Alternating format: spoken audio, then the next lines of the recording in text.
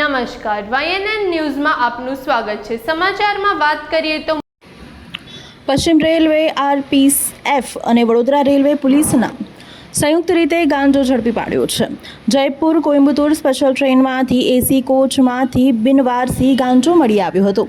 ટ્રેનના TCA Vadodara railway પોલીસને આ અંગે જાણ કરી હતી। વડોદરા રેલવે સ્ટેશનના પ્લેટફોર્મ નંબર 6 પર ટ્રેન આવી પહોંચી હતી। એસી કોચમાંથી બિનવારસી રીતે ગાંજો મળી આવ્યો હતો।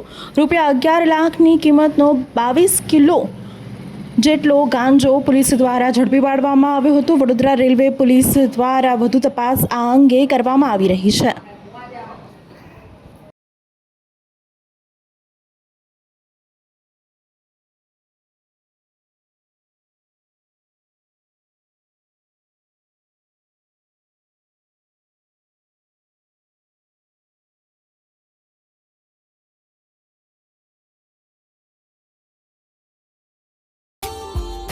Subscribe now and press the bell icon.